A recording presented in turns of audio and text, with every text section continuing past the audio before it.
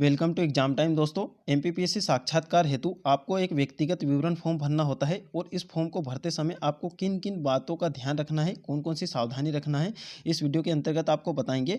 और जो व्यक्तिगत विवरण फॉर्म होता है दोस्तों, इसी से आपके इंटरव्यू में आधे से ज़्यादा जो प्रश्न है इसी से रिलेट करके पूछे जाते हैं, क्योंकि इसमें आप अपनी जो पूरी डिटेल है वो यहाँ पर फिलअप करते हो और इंटरव्यूअर आपको इसी डिटेल के माध्यम से यहाँ पर जानता है। तो इसमें आपको बहुत ही सावधानी यहाँ पर रखना है और किन किन बातों का आपको ध्यान रखना है वो भी इस वीडियो के अंतर्गत आपको बता देंगे।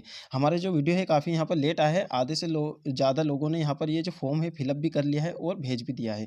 फिर भी आपको जो भी आगामी जो व्यक्ति हैं, जो भी साक्षात्कार के लिए आगे चलकर साक्षात्कार देंगे, तो उन्हें ये अभी से जान लेना चाहिए कि क्या क्या प्रोसेस होती है। तो देखिए, हम यहाँ पर पढ़ते हैं कि आवेदक का जो व्यक्तिगत विवरण फॉर्म है आपको 6 प्रति में भेजना है। तो आपकी जो ये प्रति है ये एक मूल प्रति हो गई, इसको आपको पूरा हैंड रिटन भरना है और फिर उसकी 5 फोटोकॉपी कराना है और उस पे आपको पाँचों जो 6 ही प्रति है उस पे फिर अलग-अलग आपके हस्ताक्षर करना है। उसके बाद में यहाँ पर नोट लिखा है कि इस प्रपत्र को आवेदक स्वयं ही भरना है। उसके बाद में बॉल पॉइंट का आपको यहाँ पर यूज़ करना है और 5 फोटोकॉपी इसकी कराना है और अलग-अलग हस्ताक्षर आपको करना है। उसके बाद में आप यहाँ पर एक अपना फ़ोटो लगा सकते हो, नवीनतम फ़ोटो, चाहे उस पर डेट लिखी हो या ना लिखी हो, किसी भी प्रकार का आप यहाँ पर, क्योंकि इसमें यहाँ पर डेट मेंशन नहीं किया गया है कि आपको डेट वाली फ़ोटो यहाँ पर लगाना है, तो कोई भी आपकी नवीनतम फ़ोटो आप लगा सकते हो। आवेदक का यहाँ पर क्रमांक डालना है, पंजीयन क्रमांक जो आपने स्टार्टिंग में जो फॉर्म भरा था तो उसका आपके पास में रखा होगा, वो वहाँ पे आपको पंजीयन क्रमांक डालना है। रोल नंबर भी डाल सकते हो। उसके बाद में साक्षात्कार की तिथि आपको नहीं डालना है, इसे आपको खाली छोड़ देना है। देखिए, जो चीज़ आपको आती है वो चीज़ आपको यहाँ पर भर देना है और जो चीज़ आपको नहीं पता है तो वो चीज़ें आपको यहाँ पर नहीं भरना है। उसके बाद में बॉल पॉइंट का यूज़ करना है और देखिए, आधे से ज़्यादा जो प्रश्नोत्तर है वो यहीं से पूछे जाते हैं, ये भी बात का आपको ध्यान रखना है। तो हर एक चीज़ को आपको अच्छे से यहाँ पर भरना है। अभी नीचे वही चीज़ें सब आने वाली है। विज्ञापन क्रमांक, जब आपका नोटिफिकेशन आया था उसका विज्ञापन क्रमांक आप यहाँ पर डाल सकते हो। और देखिए, जैसे कि आपने यहाँ पर फोटो चिपका, यहाँ पर नीचे आप हस्ताक्षर कर सकते हो। नेक्स्ट हम यहाँ पर बात करते हैं कि परीक्षा का नाम आप इसी प्रकार से लिख सकते हो, मध्य प्रदेश लोक सेवा आयोग 2019। तो 2019 भी लिखना है, क्योंकि आपने 2019 की परीक्षा में आप अपेयर हुए थे इसलिए। और जो आवेदित पद का नाम है ये आप यहाँ पर खाली छोड़ सकते हो। विभाग का नाम भी आप खाली छोड़ सकते हो। जो चीज़ आपको पता नहीं है वो आप यहाँ पर खाली छोड़ सकते हो। उसके बाद में आप यहाँ पर जो आवेदक का नाम है एक बार आपको हिंदी में लिखना है, उसके बाद में आपको यहाँ पर अंग्रेजी में एक-एक स्पेलिंग आपको लिखना है और पूरा यहाँ पर कैपिटल में लिखना है, ठीक है? इंग्लिश में जो भी चीज़ें हैं वो कैपिटल में लिखना है। जन्म दिनांक आपका जो 10th की जो मार्कशीट है उसमें जो जन्म दिनांक है वो आपको लिखना है, यहाँ पर पूरी दिनांक, डेट, मंथ और ईयर ये लिखना है। उसके बाद में यहाँ पर शब्दों में लिखना है दिनांक। देखिए, आपकी जो आयु की गणना है वो आपकी 1/1/2020 से यहाँ पर की गई है, तो आप 1/1/2020 को कितनी आयु के हुए थे वो आपको यहाँ पर काउंट करके लिखना पड़ता है। नेक्स्ट हम बात करते हैं कि जन्म स्थान, शहर, तहसील, जिला, राज्य का नाम, ये सभी चीज़ें आपको फिलअप कर देना है। उसके बाद में यहाँ पर नेक्स्ट पॉइंट में दिया गया है कि यदि आवेदक मध्य प्रदेश का निवासी है तो कितने वर्षों से निवास कर रहा है, तो ये आपको यहाँ पर लिख देना है कितने वर्ष से आप मध्य प्रदेश के निवासी हो। यदि यहाँ पर कोई जन्म से है तो यहाँ पर जन्म से भी लिख सकते हैं, ठीक है? तो कोई जो ऐसे रहते हैं कि अदर स्टेट से आकर यहाँ पर मध्य प्रदेश के निवासी बने हैं, तो अधिकतर लोग यहाँ पर जन्म से ही लिखेंगे। और क्या आवेदक मध्य प्रदेश के घोषित आरक्षित श्रेणी का सदस्य है? यदि हाँ, तो अपने वर्ग का अंकन करें। अपना जो वर्ग है, जैसे कि ओबीसी में है कोई या एससी में है या फिर एसटी में है, तो वो आपको यहाँ पर लिख देना है। और आपका जो प्रमाण पत्र है उसका यहाँ पर क्रमांक डला होता है, जिसके भी डिजिटल यहाँ पर जाति प्रमाण पत्र बने हैं उसका क्रमांक डला होता है। और अभी यहाँ पर ईडब्ल्यूएस का भी आ जाएगा, तो ईडब्ल्यूएस का भी यहाँ पर आप यहाँ पर भर सकते हो। वैसे तो यहाँ पर एससी, एसटी और ओबीसी का यहाँ पर मांगा है, तो वही आपको यहाँ पर भरना है। और यहाँ पर वो जारी होने के दिनांक, कब यहाँ पर ये जारी हुआ था, और तथा सक्षम अधिकारी द्वारा प्राधिक वांछित प्रपत्र में जारी प्रमाण पत्र प्रस्तुत करें। क्या प्रमाण पत्र विधिवत सक्षम अधिकारी द्वारा जारी किया गया है, तो संलग्न करना है। देखिए, आपसे यहाँ पर जितने भी डॉक्यूमेंट की यहाँ पर डिटेल मांगी गई है उसकी आपको फोटोकॉपी यहाँ पर लगाना ही है।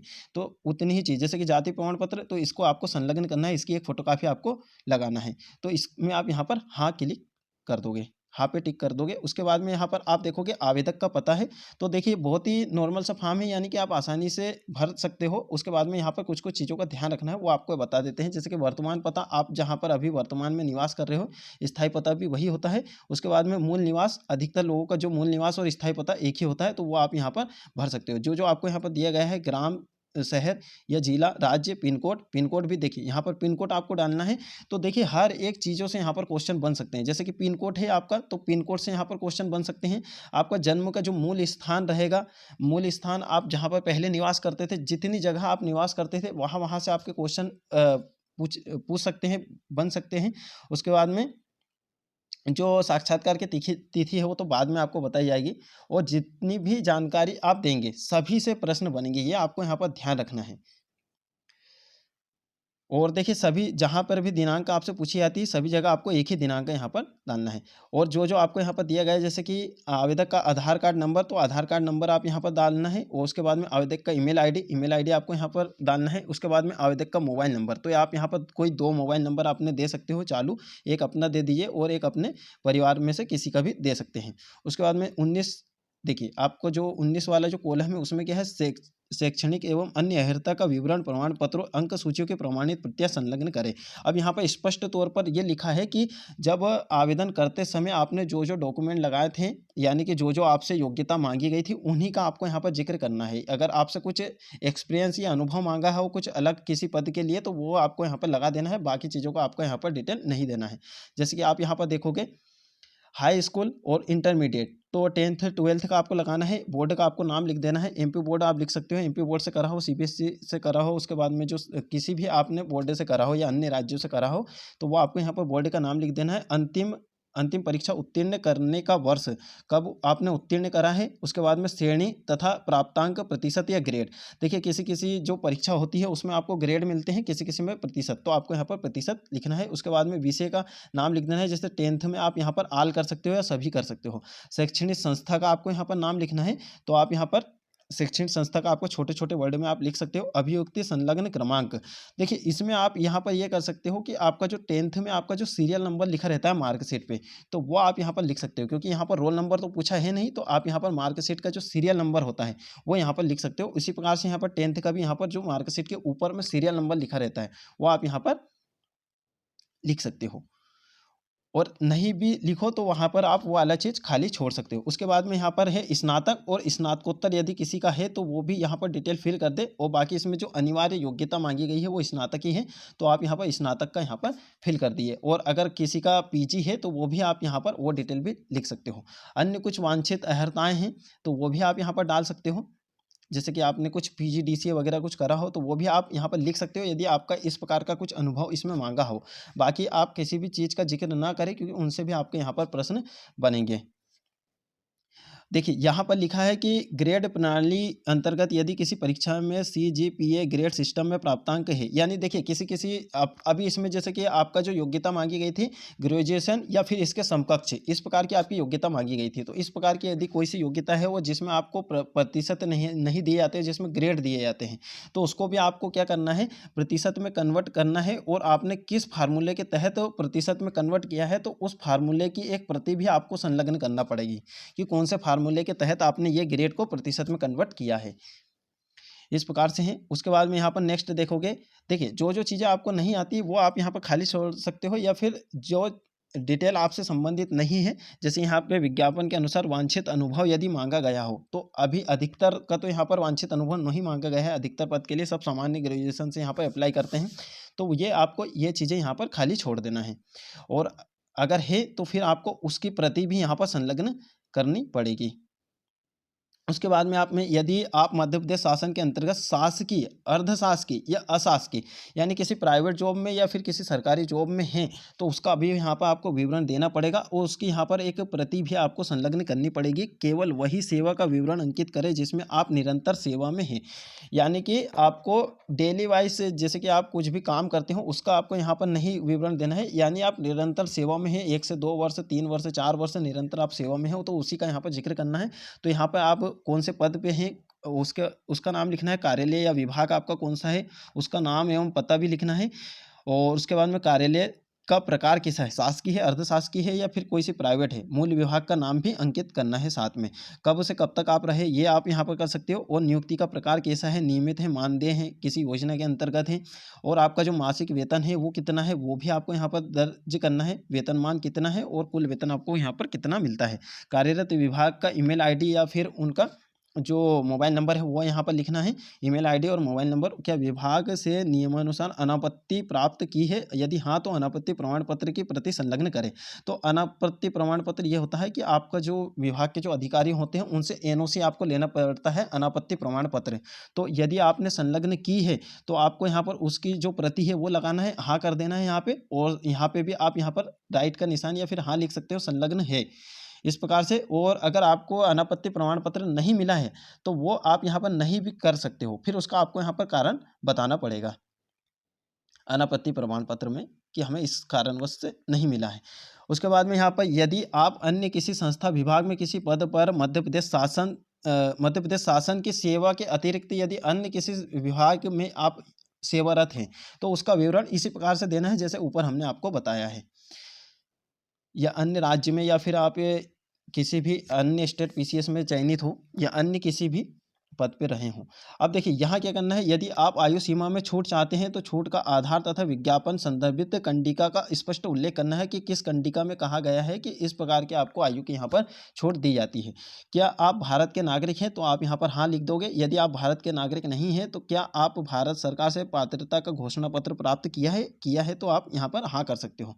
ये क्या आप विवाहित है तो आपको हाँ लिख देना है, नहीं है तो आपको नहीं पे क्लिक करना है या फिर यहाँ पे नहीं लिख देना है इस प्रकार से। क्या आप दिव्यांग श्रेणी में आते हैं तो दिव्यांगता का जो प्रकार है कि कौन सा प्रकार है आपका, यदि हाँ तो आप यहाँ पर हाँ लिख सकते हो, और जो नहीं है तो वो यहाँ पर इसे इस प्रकार से खाली छोड़ सकते हैं। और दिव्यांगता का प्रकार कौन सा है, दिव्यांगता का प्रतिशत कितना है, क्योंकि मिनिमम यहाँ पर 40% आपका दिव्यांगता का प्रकार होना चाहिए, तो आप यहाँ पर प्रतिशत लिख सकते हो। और वांछित सक्षम अधिकारी द्वारा जारी प्रमाण पत्र, तो वो आपको यहाँ पर हाँ, और जहाँ जहाँ आपको संलग्न दिखा है यानी कि जितनी भी डिटेल आपसे मांगी गई है तो वो प्रमाण पत्र आपको संलग्न करना है, इस बात का आपको ध्यान रखना है। तो इनसे आपके यहाँ पर इंटरव्यू से में क्वेश्चन बनेंगे, तो इनको आपको अच्छे से प्रिपेयर करना है। इनकी सारी चीज़ें जैसे कि ग्रेजुएशन हुआ है, जिस सब्जेक्ट से हुआ है उस सब्जेक्ट के बारे में पूरी आपको डिटेल रखना है कि आपने वो चयन क्यों किया है, वो सब्जेक्ट क्यों लिया है, और उसके पीछे आपका क्या मंशा थी। इस प्रकार के जितने भी क्वेश्चन बन सकते हैं, जितने भी आप डायमेंशन सोच पाओ उन क्वेश्चनों के। क्या आप भूतपूर्व सैनिक हैं, यदि आप सैनिक हैं तो आपको यहाँ पर हाँ कर देना है। उसके बाद में आप कब से कब तक रहे हैं, सेवा का विवरण आपको देना है। वांछित सक्षम अधिकारी द्वारा जारी प्रमाण पत्र आपको संलग्न करना है। किसी नियोजित खेलकूद में क्या आपने राज्य विश्वविद्यालय या महाविद्यालय में प्रतिनिधित्व किया है, या आपने स्टेट लेवल या नेशनल लेवल कुछ भी खेला है तो उसकी भी आपको यहाँ पर जानकारी फिलअप कर देना है। महाविद्यालय का नाम भी लिखना है और वो प्रमाण पत्र भी आपको संलग्न करना है। क्या आप एनसीसी में हैं, अगर एनसीसी में है, यदि आपने ए बी या सी में से कोई भी सर्टिफिकेट किया है तो वो सर्टिफिकेट का विवरण देना है, और उसका जो फोटोकॉपी है वो भी आपको यहाँ पर संलग्न करना है। देखिए आप यहाँ पर एनसीसी में थे या फिर एनसीसी का आपका ए या बी या सी कोई सा भी सर्टिफिकेट है तो एनसीसी के बारे में पूरा आप पढ़ के जाएं। एनसीसी की स्थापना कब हुई है, उसका ध्येय वाक्य क्या है, उसका पूरा जो इतिहास है, एनसीसी में कितने प्रकार की ड्रिल होती है, ठीक है। तो जो मामूली जो आपने एनसीसी में जो चीज़ें सीखी हैं वो चीज़ें आपसे वहाँ पर पूछी जा सकती हैं।